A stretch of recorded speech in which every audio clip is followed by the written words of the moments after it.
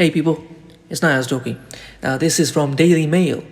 Will the next pandemic come from the Arctic? Ancient virus that has lain frozen in Siberian permafrost for 48,500 years is revived.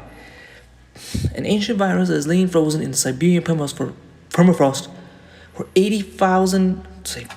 48,500 years has become the oldest ever revived so far, scientists say.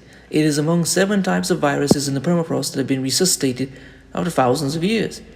Haven't they made horror movies about doing stuff like this? The youngest had been frozen for 27,000 years, and the oldest, called Pandora virus, Yadoma, has been frozen for 48,500 years.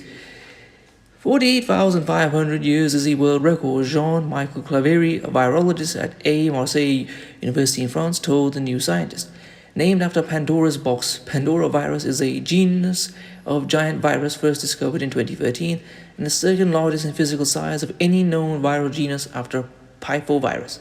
Pandora virus is 1 micrometer long and 0.5 of a micrometer wide, meaning that it is visible with a light microscope.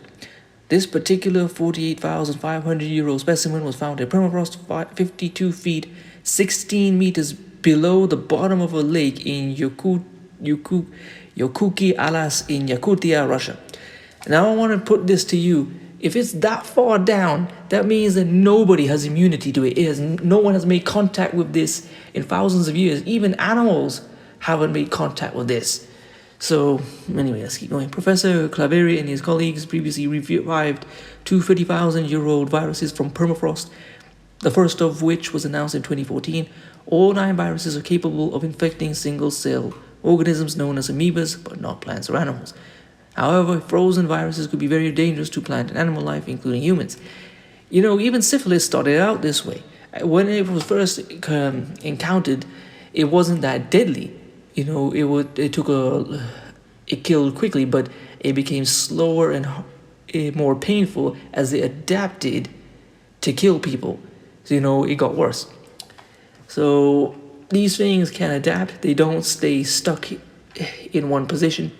Some 65% of Russian territory is classed as permafrost, ground that remains permanently frozen even during summer months. But as temperatures rise due to global warming, the ground is now starting to thaw out, coffee up animals and objects that have been frozen for thousands of years. The remains of woolly rhinos that went extinct around 14,000 years ago, and a 40,000-year-old wolf's head, so perfectly preserved it still had fur, have been unearthed in recent years. It has even spawned an industry reliant on the woolly mammoth, which went extinct some 10,000 years ago, as hunters go in search of unearthed skeletons so they can extract their tusks and sell them to ivory dealers. Wow. But the discovery of such well-preserved specimens has also given rise to the fear that the diseases which the animals may have carried could be unfrozen of them and, unlike their hosts, may survive being thawed out.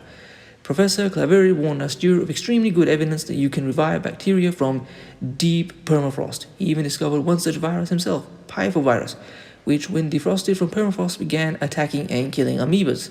While the Pythovirus, which had been frozen for some 30,000 years before the experiment, is harmless to humans. You're harmless now. Professor Claverie said it demonstrates that long frozen viruses can wake up and begin reinfecting hosts. Scientists disagree about the exact age of the Arctic ice cap, the permafrost which surrounds it, and therefore the age of the objects it contains. But most defrosted discoveries that have been uncovered so far date from the last ice age around 115,000 years ago to 11,700 years ago. In their research paper, Professor Claverie and colleagues say the release of live bacteria or archaea that have remained in cryptobiosis in permafrost for millions of years a potential public health concern. Of course, the situation would be much more disastrous in the case of a plant, animal, or human disease caused by the revival of an ancient unknown virus, they say. As unfortunately well documented by recent and ongoing pandemics, each new virus, even related to known families, almost always requires the development of highly specified medical responses such as new antivirals or vaccines. The Arctic is of course more sparsely populated than other parts of the world, but Professor Claverie said more people are now going there to mine resources such as gold and diamonds. Unfortunately, the first step in mining these resources is to strip away the upper layers of permafrost, thus exposing people to viruses.